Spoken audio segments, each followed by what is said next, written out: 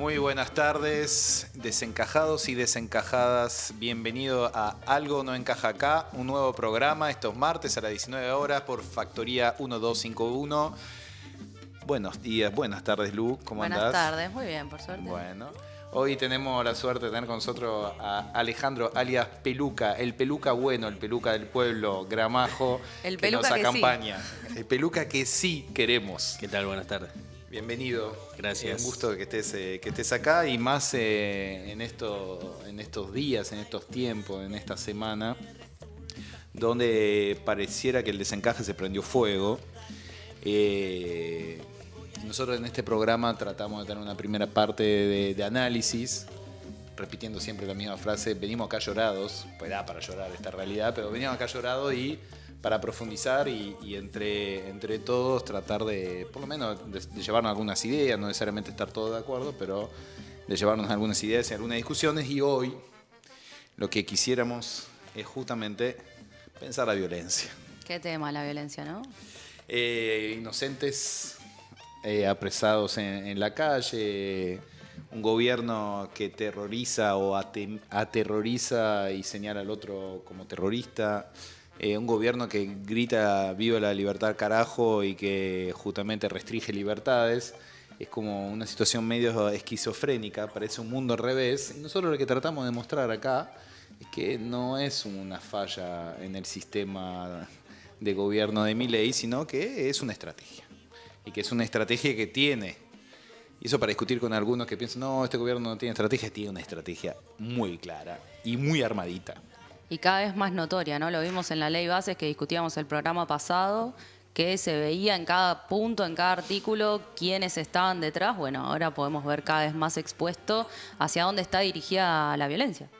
Exacto, porque finalmente es una forma de gobierno, ¿no? Y ya que estamos en un programa que se llama Algo No Encaja Acá, la idea justamente es hacerte encajar en algún lugar, que se llama la dominación del capital, básicamente. Y eso es un tema que a mí me preocupa particularmente, porque creo que hemos perdido de vista, en algunos casos por críticas un poco morales, ¿no? Señalando la codicia de algunos, el problema de enriquecimiento de otros, pero hemos perdido de vista que el problema de la política es básicamente la dominación.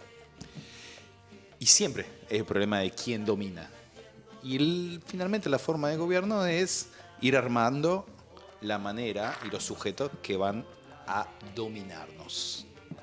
Y por eso hay que pensar la violencia. Porque la violencia, justamente, un gobierno, es una forma particular de organizar la violencia para dominar.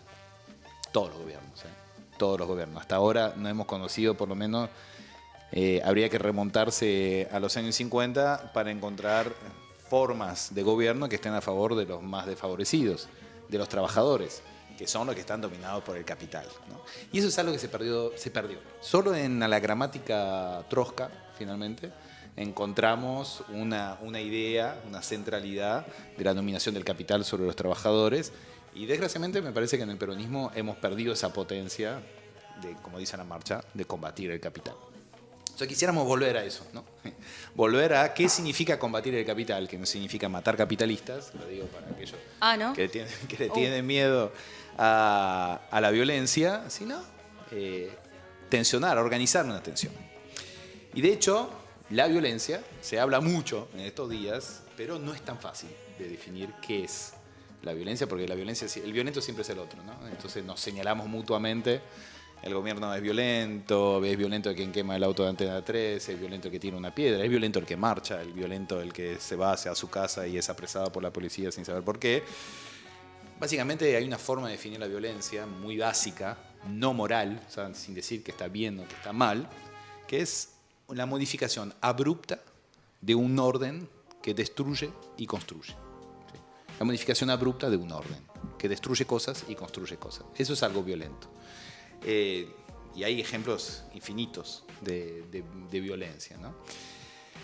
Si yo rompo esta mesa en este momento, voy a modificar el orden de este escenario y sería un hecho violento. En este momento... Y aparte sería bastante raro, ¿no? Sería bizarro. Sería raro. Sería como... ¿Qué le pasó a Roy? Sería como preocupante. ¿En cuál anda? Sería la violencia en mi inconsciente. Claro. Quiero decir que me gustan las mesas y que no tengo ningún problema con okay. Sobre todo con amigos. Pero hay algo de la idea de violencia que tiene que ver con modificar un orden de manera abrupta. ¿Sí? Entonces, por eso es importante desglosar la forma de violencia. No hay una forma de violencia. Hay violencia económica, hay violencia política, hay violencia simbólica. ¿No? Y en esas tres formas nos vamos a tratar de meter para entender un poquito lo que está pasando. Y ese debate o esta discusión vale en el sentido de dejar de poner todo el tiempo juzgamiento de valor sobre lo que hacen algunos y otros y ponernos un poco en el plano del análisis. Porque hay algo de la responsabilidad de lo que estamos viviendo y vale la pena ponerse solemne 2 segundos, o 3 o 4 o 2 minutos, porque realmente la situación es grave, la que se está transitando, y cierta forma, ¿cómo diría?, indignada, revulsiva, es impotente, no funciona. No funciona porque finalmente nos encierra en una queja que es justamente lo que trata de buscar aquellos que nos dominan, que estemos en una posición de indignación quejosa que no nos permite responder a una violencia. Entonces, hay varias cosas para desmenuzar. A ver. A ver si les parece. Nos metemos... Proceda, dirían por ahí. Nos metemos en los 3 temas. Violencia económica. Tomando la misma definición que antes, básicamente la violencia económica es modificar un orden de valorización del trabajo o del capital, ¿no? O sea, de repente, nuestro laburo valía algo, devaluación y recesión, y nuestro laburo vale 30, 40% menos en el sector formal y hasta 50% menos en la economía popular. De repente yo tenía un montón de cuotas en la tarjeta que antes las pagaba a un precio y ahora no las puedo pagar directamente. Eso se llama poder de compra y efectivamente... Algo cambió ahí, ¿no? Tú te comiste una violencia económica en la tarjeta. Me entró. Lo mismo pasó dentro de la economía popular. Había una serie de actividades valoradas, entre otras cosas, por el propio Estado. Se llamaba potenciar trabajo. No existe más, desapareció. Y que no esté más ese potenciar trabajo significa que había una serie de trabajos que estaban valorados por el Estado que hoy están desvalorizados. O sea, pérdida también de poder adquisitivo. Eso es una violencia económica. Hacer perder un poder adquisitivo por parte, en este caso, del Estado, ¿no? Lo mismo sería, si nos pudieran correr por derecha, y nos podemos autocorrer por derecha, expropiar una empresa, porque sí, o aumentar los impuestos de repente, porque sí. Eso también es violencia económica sobre el capital. ¿Sí? O sea, se rompe órdenes. Pero en el caso de la economía, es básicamente eso. Modificar un orden de valorización. Y lo que ha pasado en este gobierno es que no ha aumentado los impuestos drásticamente a las empresas ni ha expropiado, básicamente ha violentado a los trabajadores disminuyendo su poder adquisitivo. Y eso se llama violencia económica acá y en el resto del capitalismo. Ese es un primer punto. Bien. Segundo punto, violencia política. Me pongo medio docente hoy. Perdón, no suelo ponerme tan profesor. Más o menos, te conozco.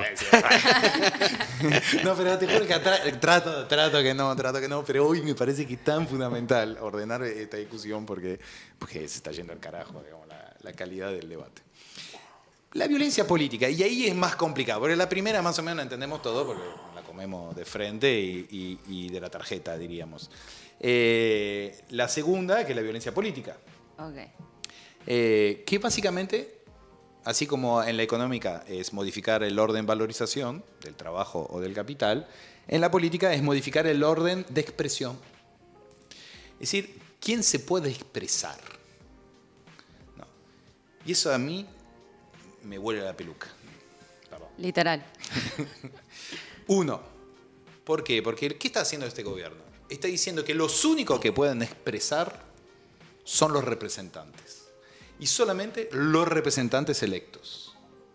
Diciendo que cualquier forma que no sea la forma electa no es legítima.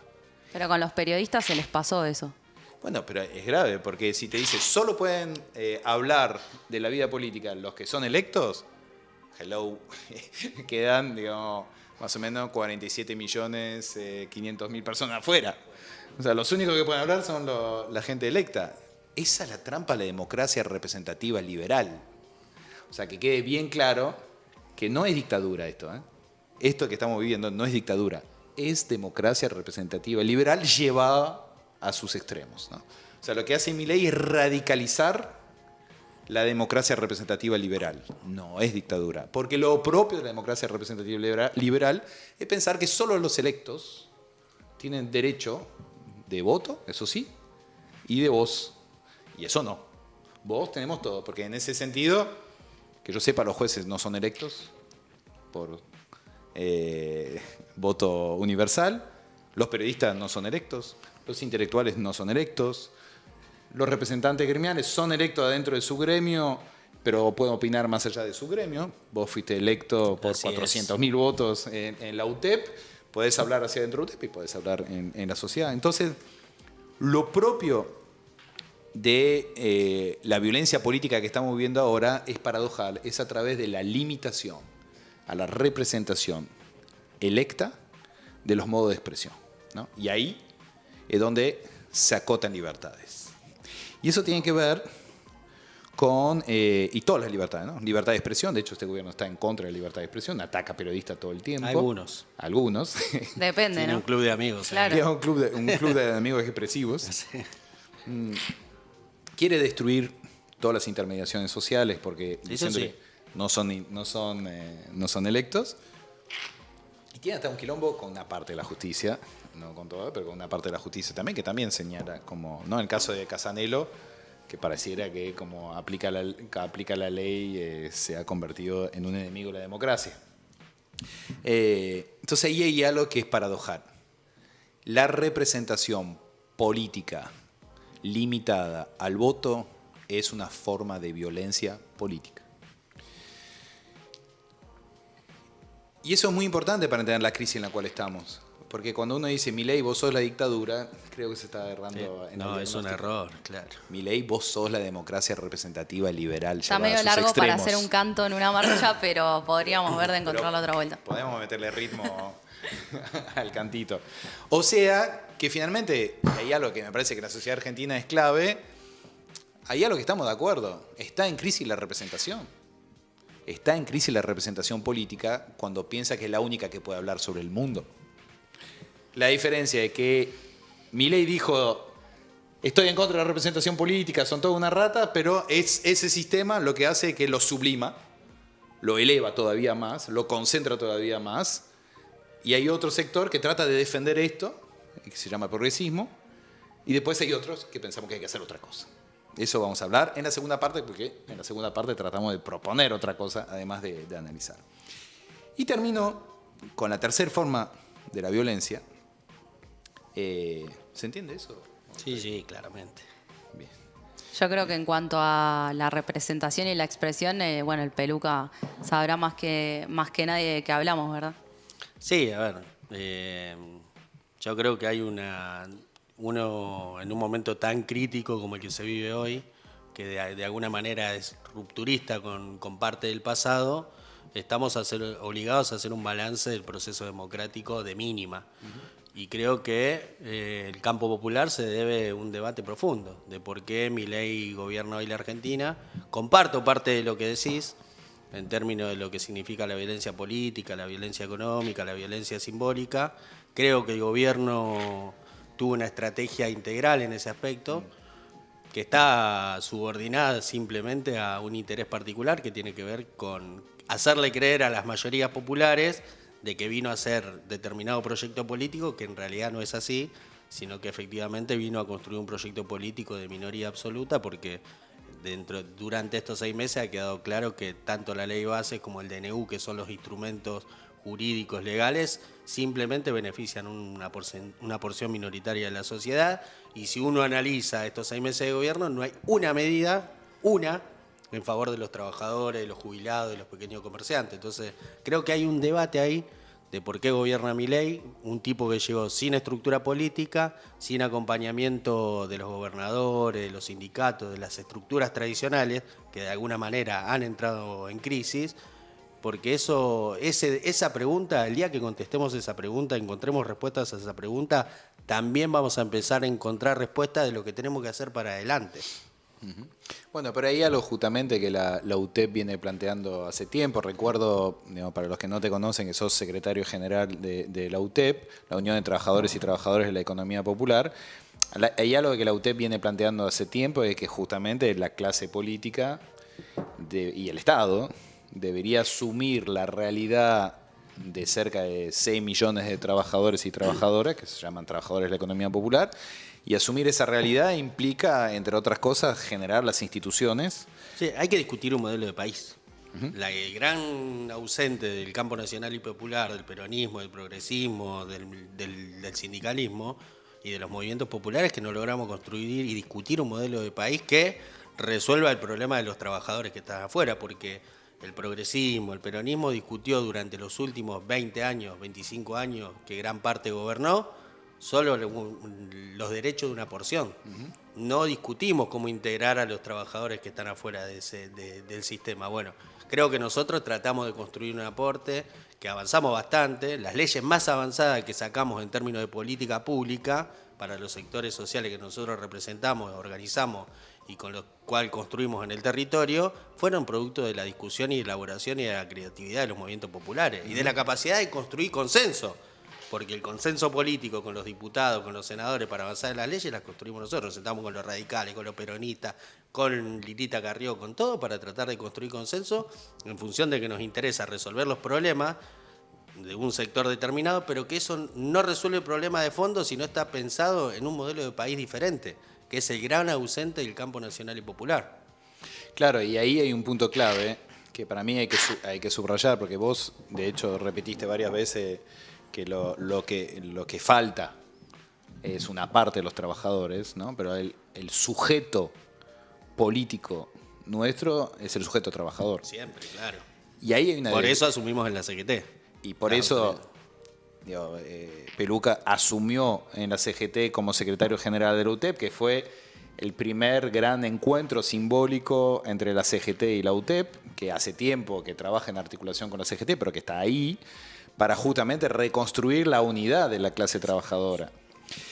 Y ese punto me parece importante desde el punto de vista de un desplazamiento del sujeto político, porque me parece que hemos pecado en Argentina en los últimos tiempos de pensar que el sujeto político es el pobre y no el trabajador.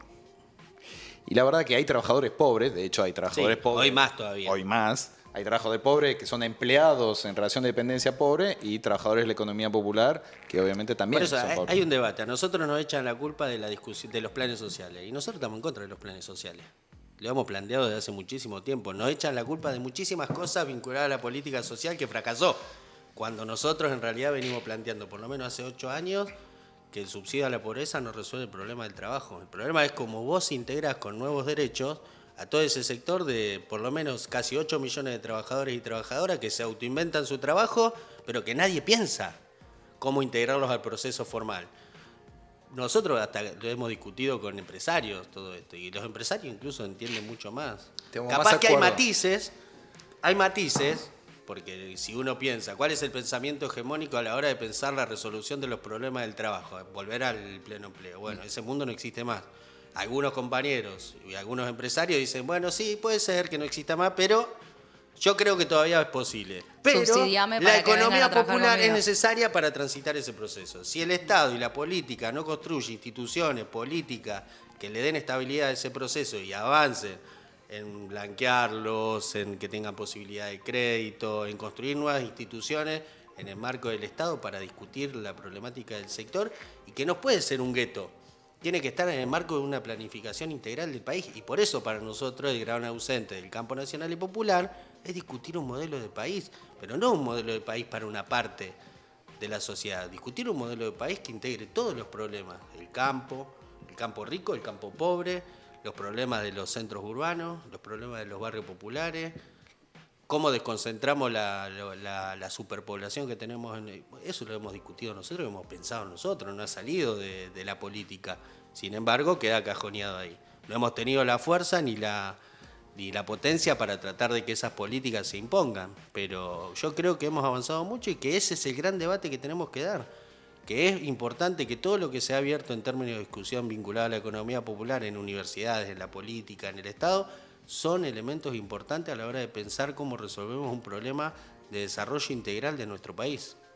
Sí, totalmente. Y ese desplazamiento hasta ahora, nosotros hemos avanzado mucho, o sea, ese desplazamiento, ¿no? de pasar de hablar de una sola parte de los trabajadores, a hablar de conjunto de los trabajadores, de hablar solamente de políticas sociales en vez de pensar las problemáticas integrales del país, se avanzó mucho, pero finalmente una de las razones por la cual Milei gana, y nosotros lo hemos repetido muchas veces acá, es porque justamente la política, la clase política, y va a sonar un poco autobombo, pero no le dio bola a las propuestas de la economía popular para tomar en cuenta ese sujeto trabajador de la economía popular, dotándolo de derechos, institucionalidades nuevas en el Estado que permitiera garantizar estos derechos, y eso justamente es lo que hace, claro, hay todo un sector que está cansado de ser perseguido, y una cosa que también hay que plantearlo para ponerlo en el debate y para hacernos cargo, la persecución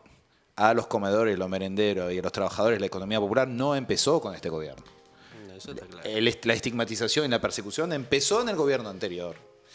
Y con lo cual, digamos, no es un problema de un posicionamiento político, es un conjunto de la clase política, lo cual Milei forma claramente parte, digamos, porque es parte de ese dispositivo de desprecio por los trabajadores y de desprecio a un saber que tienen los trabajadores. Y sí, nosotros ahí hemos... De desprecio, a ver, en el gobierno de Milei no me quedan dudas de por qué lo hace.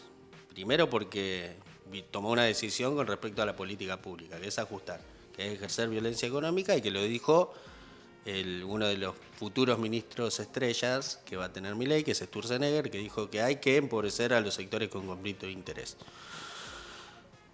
Tomó la decisión de ajustar 3 políticas centrales: potenciar trabajo, que lo decías vos, la urbanización de barrios populares y la política de comedores, o la política alimentaria. ¿Qué es lo que hizo después? Construyó una justificación pública de estigmatización, de persecución judicial, en algunos casos, y de violencia también mediática. Claro. Porque muchas de las denuncias que se hicieron en realidad fueron construidas en los medios de comunicación y no llegaron a la justicia. Pero en el fondo lo que intentaba hacer o justificar es el ajuste que está haciendo. La violencia económica que está ejerciendo sobre una parte de los trabajadores, que en definitiva también necesitan hacerlo porque de alguna manera somos el dique de resistencia o uno de los puntos que puede ayudar a construir un proceso de resistencia popular, porque estos 6 meses de gobierno han quedado claro que tanto la CGT como los movimientos populares, la CTA, hemos sido un punto de unidad a la hora de articular la lucha popular en la Argentina, la resistencia. Se vio el otro día, incluso no solo en la cantidad de jornadas que se hicieron, sino también el día que se estaba votando una ley que era importante para el gobierno, y hubo una movilización importante, incluso resistencia también de parte de compañeros y compañeras en esa marcha. Totalmente. Entonces hay que aniquilar todo eso, todo lo que se puede organizar hay que tratar de destruirlo. Claro. Y una de las formas de aniquilarlo tiene que ver con la tercera forma de violencia, que es la violencia simbólica, ¿no? De ir desplazando, porque finalmente, así como la violencia económica es una modificación del orden de valorización, la violencia política es una modificación del orden de expresión, la violencia simbólica es una modificación del orden de sentido, ¿no? Y ahí es lo que, de hecho, Milei retoma la idea kirchnerista de batalla cultural, y además hasta cita Gramsci, para decir, bueno, acá hay que meterse a fondo, y el problema de Macri que no hizo la batalla cultural, y nosotros tenemos que hacer la batalla cultural, y el primer sujeto de esa batalla cultural son los sectores populares. Efectivamente, primero sacando las transferencias de recursos hacia los sectores populares mediados por el potencial trabajo, por la urbanización y los programas de alimentos, pero además también trabajando sobre algo que es muy importante, sobre lo tolerable y lo intolerable, lo aceptable y lo inaceptable. Hay una cosa en sociología que se dice mucho, que finalmente la violencia juega todo el tiempo con la idea de qué es lo sagrado y qué es lo profano, ¿no? Y entre lo sagrado y lo profano hay algo que se llama la transgresión. Entonces, claro, son gobiernos que parecen rebeldes porque mueven la transgresión, ¿no? Entonces te dice, por ejemplo, la propiedad es sagrada, quien atenta contra la propiedad de un auto, que lo hacen ellos mismos, pero quien atenta contra la propiedad de un auto comete un crimen conmensurable o casi igual a cagar de hambre a millones de argentinos y argentinas. Esa equivalencia simbólica es racionalmente insoportable y, sin embargo, mediáticamente, y no porque acuse a los medios en sí, sino porque cómo funciona la sociedad, pareciera casi que funciona a la par, ¿no? Yo lo pongo en duda. ¿Eh? Yo lo pongo en duda. No, yo lo pongo en duda. No creo en muchas de las cosas que se dicen ni en los medios de comunicación ni en las redes sociales, porque uno tiene que condensar lo que pasó en estos 6 meses, digamos. No puede, la vida no transcurre en lo que dura una historia de Instagram, un estado de WhatsApp, o lo que puede transmitir una noticia particular en algún medio de comunicación, sino tiene que ver con que la gente no puede comprar alimentos, con que el transporte subió no sé cuánto %, porque la gente no puede comprar una garrafa que vale 16.000 pesos, porque los jubilados no pueden comprar medicamentos. Y vos podés tener un relato. Vos podés tener un relato que puede tener algún efecto en algún momento determinado de tu proceso político, en este caso de gobierno. Pero después la vida real te indica otra cosa. Y sí, cuando vos no resolvés los problemas materiales de la gente, vos le podés echar la culpa a Pérsico, a Graboy, a Alex Roy, a Moyano, a Héctor Daer, que no te dejan gobernar, no. Vos tenés que resolver los problemas de la gente. Cuando vos sobreactuás todo el tiempo o utilizás una carta todo el tiempo que te sirvió una vez o te sirvió por un momento determinado, yo creo que eso tiene vida corta. Y si vos me decís a mí, para mí este es un gobierno que la gente le picó el boleto. Le picó el boleto, porque uno lo ve en la realidad social. No puede ser. Yo hace mucho que no veo un proceso político con el nivel de conflicto social que se dio en la Argentina. A esa velocidad. A esta velocidad, es increíble lo que ha pasado. Termina siendo siempre la trampa de la batalla cultural, ¿no? Sí, pero después está la batalla material. Entonces eso, la vida, cuando vos no tenés para eso. comer, por más que le eche la culpa a no sé quién y radicalices tu discurso y que la casta y que esto, sí, y encima cuando después terminás arreglando con lo peor de los empresarios, con toda la casta política, reivindicando a tipos que han hecho un desastre en la Argentina como Menem. Bueno, evidentemente se cae la careta, se caen todas las cortinas de humo. El otro día estaba mirando una encuesta que decía que la credibilidad de los diferentes actores sociales. Ajá. El gobierno en primer lugar, porque claro, es el gobierno y tiene un aparato político, mediático y capacidad de transmitirle a la sociedad que no tiene otros instrumentos de la sociedad. El segundo eran las organizaciones sociales. Uh-huh. Último estaba la Corte Suprema de Justicia. En tercero, los medios de comunicación y, evidentemente, cuando uno no pierde el contacto con la vida real, que es en definitiva lo que hacen los movimientos populares, hacemos los movimientos populares, en la asamblea, en la olla, en la unidad productiva. Y bueno, evidentemente hay una capilaridad ahí territorial que, bueno, uno conoce lo que le pasa al compañero. El señor este que nos gobierna, Milei, cuando le decían que le preguntaron por qué que estaba bajando el consumo de leche en la Argentina, dijo, bueno, yo no sé ni cuánto vale la leche. Sí, hay una desconexión, pero a su vez... justamente me parece que la pregunta de la política y la pregunta que se hacen casi todos los analistas y los actores de la política es entre batalla cultural y batalla económica, y agregaríamos ahora batalla política en términos de la regulación de la violencia en la calle, ¿no? La política con P mayúscula, o sea, todos los problemas de la representación, la presentación y todo lo demás. Ahí hay un triángulo que si encaja, efectivamente vas a un orden totalitario y puede perdurar. Y si no encaja los tres, estalla, ¿no? Y esa es la gran pregunta, digamos, si logra cuajar. Yo coincido de que no, sin lo concreto, la batalla cultural se vuelve muy abstracta, y un poco lo que vos decías, es un poco la misma trampa también en la cual cayó el kirchnerismo, que puso... El Estado presente, los derechos garantizados, la trampa de la batalla cultural termina siendo siempre la misma. Claro, que es una política de la narrativa, que piensa que la narrativa produce lo real, pero hay un momento en el cual la inflación es la inflación, el nivel de pobreza es un nivel de pobreza. ¿Y que la única verdad?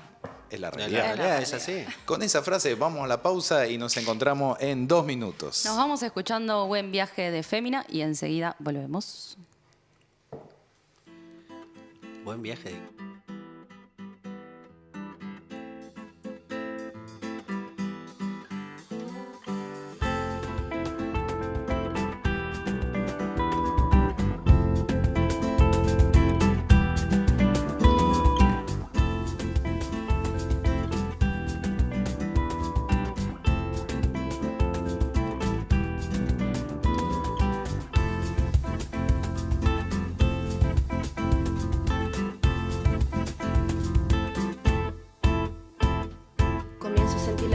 De la realidad, las cosas que me sorprendían. Hoy en día ninguna me deslumbra de verdad. Los fantasmas que intento atrapar se me escabullen en los brazos. Tendría que aceptar mi realidad o pedirle a los astros que tengan piedad. Aquí estoy trabajando, no pierdo la dignidad. Con este hambre voraz queriendo siempre más y más, creyendo que algún día iba a poder saciar, fantaseando que en algún momento de la vida me crecerían alas para poder volar. Y a quien no le falta el aliento en este aposento de frivolidades, hay que estar atento para no pasarse de ingenuidades. ¿Quién le dijo que él y yo éramos rivales? Más bien amantes, correteamos por los valles incesantes. Creímos ser como la encina y el roble, permanecer unidos nos haría inmortales y así viví un amor de eternidades. Y así viví nuestro amor de eternidades. No quisiera desaparecer antes de mojarme otra vez los pies en la luna. No quisiera desaparecer antes de mojarme otra vez los pies en la luna.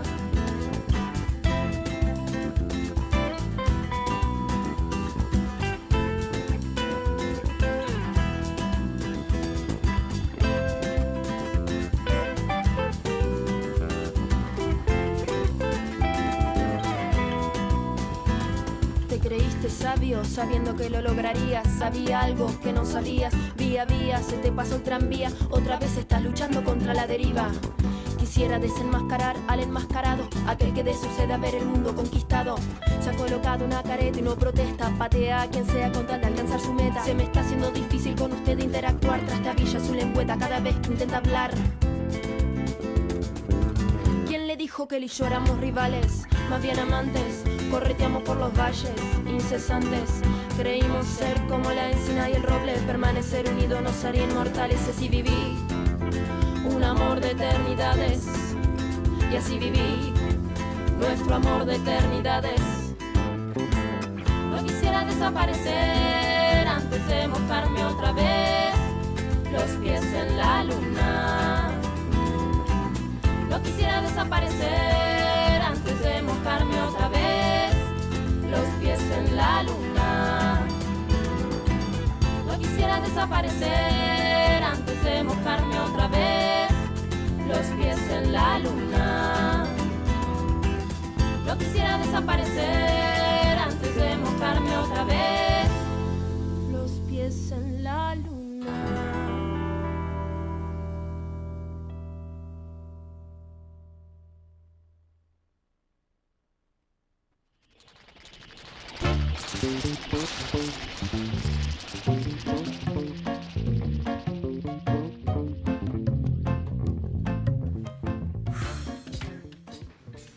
Y volvemos en este programa violento en el que los tres nos vestimos de negro. Me acabo de dar cuenta. Tengo fuego. Sí, fuego, vamos.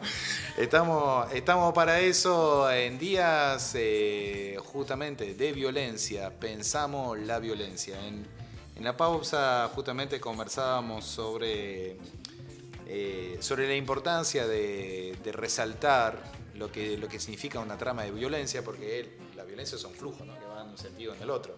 O sea, sí, hay violencia por parte del dispositivo represor y claramente hay violencia en la calle porque la violencia de arriba genera violencia abajo, decía la canción. Sí. Es un clásico. Ahora, el punto es, como siempre, cómo salimos, cómo construimos, qué proponemos, ¿no?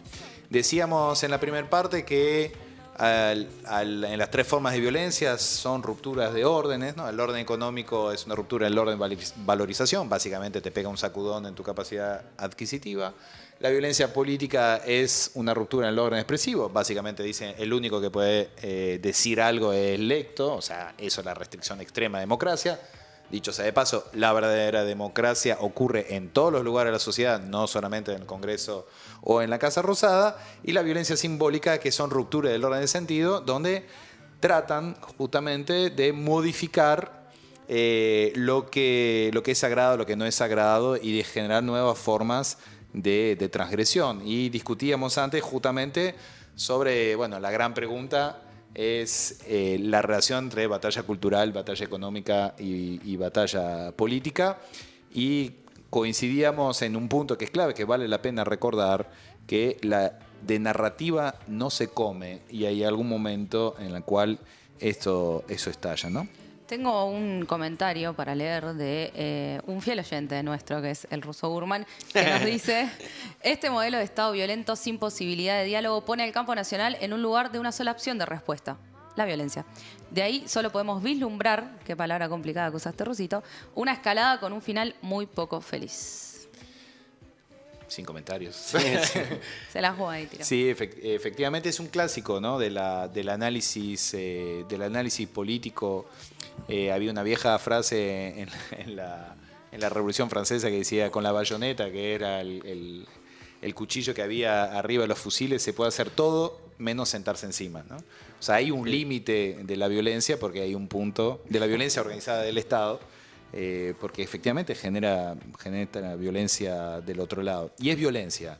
Y hay un punto, digamos, sé que suena molesto, porque vivimos en sociedades que hace mucho tiempo viene patologizando la violencia, diciendo está mal la violencia. Y la verdad es que la violencia es constitutiva de la vida política, económica y simbólica. Y de hecho, nosotros empezamos el primer programa, creo, hablando del desocultamiento de la violencia, ¿no? A través de las guerras. O sea, hay guerras en los países centrales que se van multiplicando, y claramente hoy la violencia está a la vista. O sea, lo propio de la vida social es la violencia, y la pregunta de la política es cómo organiza la violencia.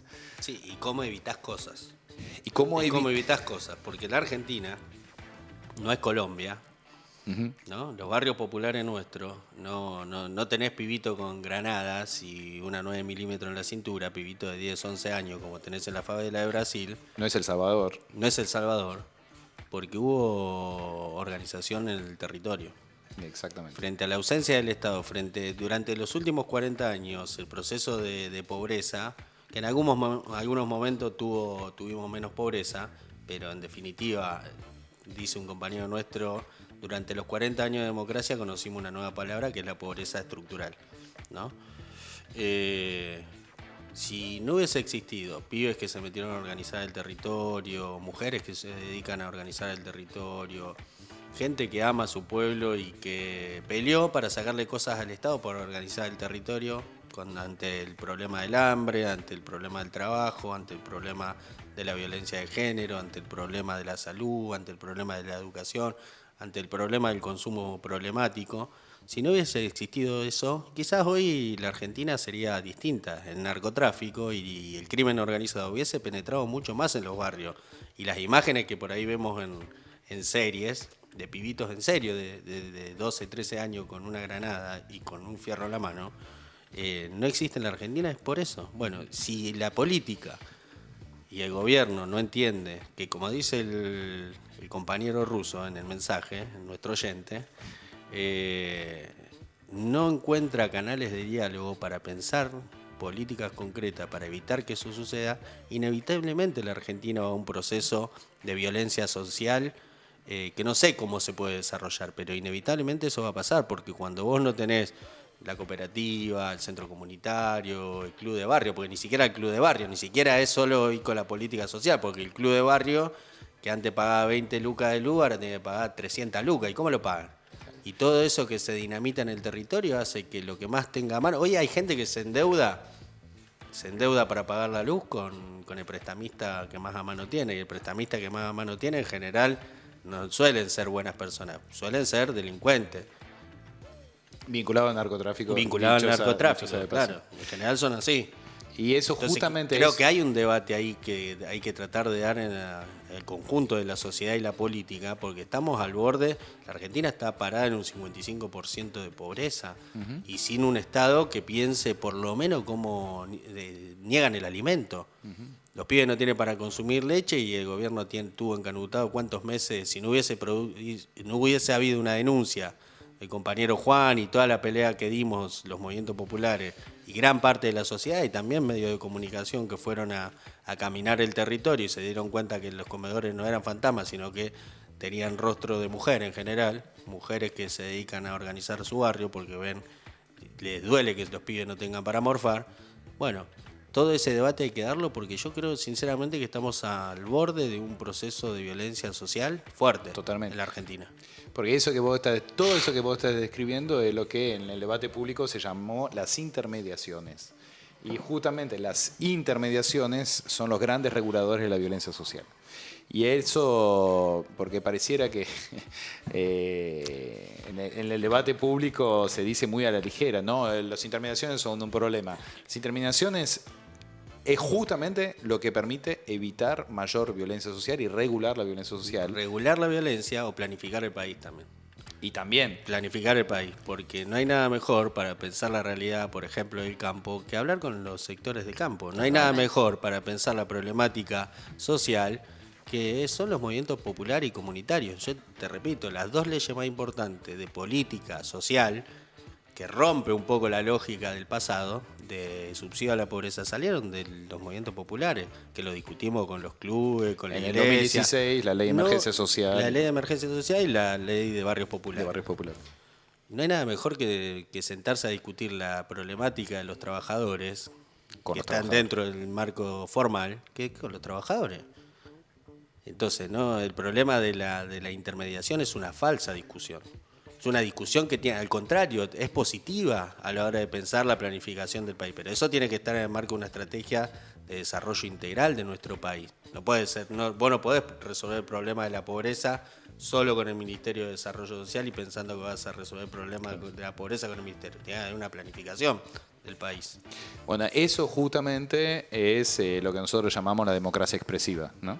Es decir, que las formas en las cuales se organiza la expresión del pueblo, porque de eso se trata la democracia, que el pueblo tenga el poder, es a través de las intermediaciones. Y como bien señalás, todas las intermediaciones, las organizaciones sociales, los sindicatos, los empresarios, el campo, las iglesias, las universidades. Claro. Bueno, pero justamente eso es un punto clave, ¿no? La destrucción de las intermediaciones es la política de la democracia liberal. Por eso es un problema que venimos padeciendo hace tiempo. Y hoy hay que, haciendo un balance de los 40 años de democracia argentina, obviamente que defender la democracia es defender las intermediaciones. Si se piensa que lo único que hace el hecho democrático es el voto y el Congreso, lo que se está haciendo justamente es generar un sistema hiperviolento, porque lo que garantiza la regulación de la violencia en los territorios son las intermediaciones y, como bien decís, son los que permite construir, inductivamente, de abajo hacia arriba, respuesta a los problemas, que es el saber que hay en cada una de esas intermediaciones sobre las realidades que hay que transformar. Sí, e incluso también está relacionado con un concepto que hemos trabajado mucho en este programa, que es el Estado como una institución que sabe frente a el Estado como una institución que necesita sí o sí articular con intermediaciones, porque justamente hay información que no tiene. Recién cuando hablaban del caso que bueno, tocamos nosotros puntualmente por dónde venimos, de los movimientos sociales, también pensaba en cómo eso se podría construir o hacer un paralelismo en cuanto a las políticas del campo. Porque muchas veces, mismo en el campo nacional y popular, decimos, no, el campo son 10 familias, que no sé qué, que sí, son 10 familias, pero también hay un montón de otros actores en el medio que si no los conocemos, que si el Estado no articula necesariamente con estos actores, termina generando políticas y tomando decisiones erradas muchas veces. Pero porque ahí yo creo que hay un problema en la discusión pública que tiene que ver con la sobrepersonalización de la discusión política. El problema no es tal o cual empresario o tal o cual dirigente sindical o tal o cual dirigente de organización social, sino qué modelo de país construís y son las buenas instituciones que hace el buen país, que después moldean las personas y no esperar que las personas sean diferentes para esperar que el país sea diferente. Con lo cual, digamos, para ir a la cuestión justamente propositiva, frente a una democracia representativa, liberal, cada vez más violenta, justamente porque acota la elección, la expresión de la sociedad, una democracia expresiva, donde todos los espacios sociales son los lugares democráticos que permiten justamente elevar propuestas sobre la base de un saber, que es lo que recordás que es un saber que sabe, un Estado que sabe que no sabe, entonces articula todos los saberes de la sociedad, y por ende eso implica otro tipo de Estado, y eso es una modificación institucional radical, y ahí me parece que faltan dos cosas que son claves, ¿no? Uno, que es volver a establecer el conflicto social en términos históricos de, bueno, pero finalmente el problema en la sociedad cuando uno discute un modelo de país es cómo circula el excedente, ¿no? O sea, claramente está bien que haya inversión en el país. Ahora, si las inversiones vienen y se van, como es el caso que propone Rigui, la verdad que no sirve para un culo. Ahora, si esas inversiones vienen y le benefician a los trabajadores, porque los trabajadores son parte de esas inversiones, entonces eso sirve. Entonces no es problema de inversión sí, inversión no. Es inversión totalmente vinculada a un circuito de circulación del excedente. Y la discusión de la circulación del excedente tiene que ver con cómo se organiza el conflicto capital-trabajo. Una de las razones por la cual China sacó a 1/3 de su población de la pobreza en 20 años, que digo 1/3, debe ser cerca de la mitad, es porque reinvierte el excedente todo el tiempo en su propia economía, no hay fuga de capitales y sobre todo en los trabajadores que fueron... ¿Me hace acordar a cierta manera de organizarse, alguna institución argentina que vos alguna vez trabajaste, puede ser? Esto de reinversión del excedente. Se parece bastante al cooperativismo, se parece bastante a lo que decía Perón. Y cabe recordar, ¿no? Tal pie, digamos, en la carta que manda Perón a Mao en los años 60, justamente señala en qué se parece el modelo maoísta con el modelo peronista. Para ustedes que piensan que somos zurditos, sí lo somos bien zurditos y peronistas. Ya quedó claro, ¿no? cómo funciona la cosa, pero es muy importante porque la realidad es que el modelo de desarrollo chino tiene que ver con eso. Intermediaciones, donde hay circulación de saberes y reinversión del excedente, que asume que hay un conflicto entre capital y trabajo. Y un conflicto entre capital y trabajo no es un conflicto de una enemistad con el productor, como planteaba muchas veces el kirchnerismo, que el enemigo es el productor. El enemigo no es el productor. El enemigo es una lógica, no una persona ni un actor específico. O sea, el enemigo es la lógica del capital cuando todo está hecho para que el capital se beneficie. O sea, el enemigo ni siquiera es Galperín. El enemigo es el capital financiero cuando no beneficia a los trabajadores. Ese es el enemigo. La pregunta, ¿se puede hacer que el capital financiero beneficie a los trabajadores? No creo. Entonces creo que la lógica financiera en sí es el enemigo, pero a mí la verdad que Galperín no lo conozco, no es mi enemigo. Sí es mi enemigo la lógica financiera que empobrece a los trabajadores y ese es el plano de la lógica. Y eso es lo que la política perdió. La capacidad de pensar en términos de lógicas y dejar de personalizar. Por eso efectivamente, vos lo recordabas, no da más bola. Empresarios que entienden una lógica social, porque la viven materialmente, que gran parte de la clase política. Tenemos más diálogo con Groboco Patel, con el Coloquio Idea, para nombrar a algunos, digamos, que dialogan mucho con nosotros, lo cual no significa que estemos de acuerdo en 100%, que con gran parte de la clase política que dice, nada, esto es una boludez, ustedes políticas sociales, claro, dedíquense a eso, nosotros nos encargamos de arreglar el país, así no va. Claro. Así no va. Y eso me lleva al tercer punto. Que los que saben estén a cargo de la responsabilidad política. ¿Por qué tiene que haber una separación entre los electos y los que saben de algo? ¿Por qué el único saber que hay es el saber de la política? ¿No? Y lo vimos estos días con Franco, ¿no? Que de repente, que el casta más casta de toda la casta, resulta que fracasa la gestión política del gobierno y mandan el operador A negociar, a negociar. a revolear cosas. Y a negociar feo. O sea, feo, digamos, la UNESCO. Tipo embajadas, cosas así. La como- UNESCO, 3 direcciones en una represa en Entre Ríos y no sé. Sí, sí, Yacyretá, todo. Y a la vista de todos. A la vista O sea, de es todos. pornográfico. Sí. O sea, es la política en su forma, la casta en su forma pornográfica. Y ahí la única forma de resolver esto no es haciendo cursos de formación política en cuadros políticos hiperprofesionalizados. Ah, yo pensé que... Es poniendo personas que expresan la sociedad en lugares de poder y dejar de ser hablado por otros, porque esa es la lógica de la representación política. Hay otro que habla en tu lugar. Es decir, lo que hizo Perón, digamos. Exactamente. Perón era un gran sociólogo. Para mí es el mejor sociólogo que tuvo Argentina, Perón. ¿Por qué digo sociólogo? Porque finalmente se entiende que la manera de regular los conflictos sociales, o sea, volvemos al problema de la violencia, es hacer que los propios actores tengan las instituciones para negociar. Entonces, claro, vos te sentás a una mesa, por eso me gusta la mesa, te sentás a una mesa y negociás los conflictos de intereses. Eso es una democracia expresiva, no negando al otro. Claro. O diciéndole que es un sedicioso, como volvió ahora la categoría de sedicioso. ¿Qué categoría país. esa, no? ¿Qué categoría? Sí. Pero fíjate como Garpa. O sea, Burrich trató de ponernos a los mapuches con enemigo interno, ¿se acuerdan? En el gobierno de acuerdo, Macri. me No le acuerdo. funcionó. Trató de hacer como la gran europea y decir que los inmigrantes eran el problema. No le funcionó. Y ahora nos mete con la tradición de derecha más recalcitrante argentina, que es la figura del sedicioso. O sea, del violento. Y típico es el violento que dice al otro que es violento. Digamos. Pero vuelvo al punto anterior, ¿no? Que creo que es un tema para discutir. ¿Se acuerdan cuando Moyano, padre, decía que soñaba un día con tener un presidente trabajador? Bueno, hay que volver un poco a ese sueño. Es decir, que soñemos para que haya trabajadores en la política. Sí, sí, totalmente. Creo que igual hay un paso previo. A ver.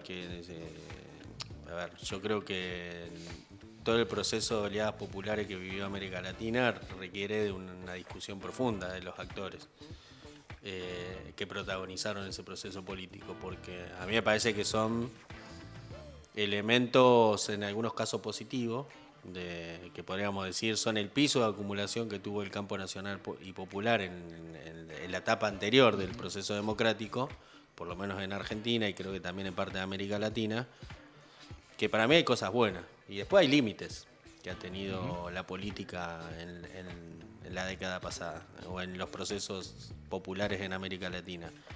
Y que eso no quiere decir que haya que buscar responsables en términos individuales, sino encontrar los límites y encontrar los límites, encontrar respuesta a los límites también nos va a dar la posibilidad de pensar para adelante.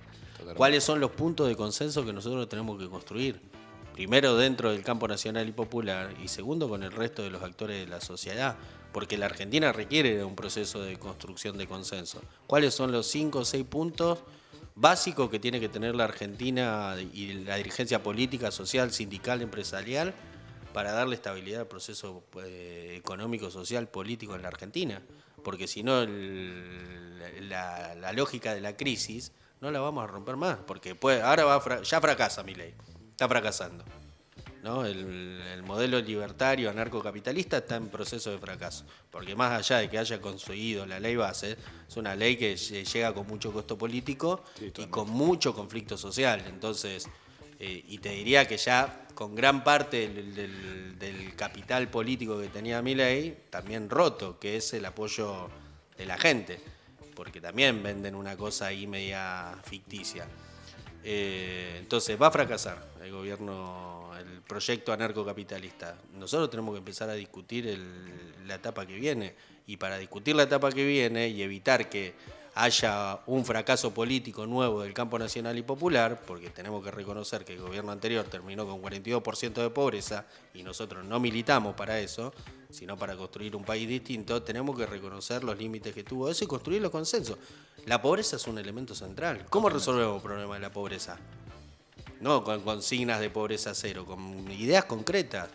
Que no son políticas sociales. Que no son políticas sociales, que requiere la planificación y que requiere discutir un modelo de país que integre toda la problemática que tiene la Argentina, porque no es simplemente el problema de la pobreza en el conurbano bonaerense o en los grandes centros urbanos.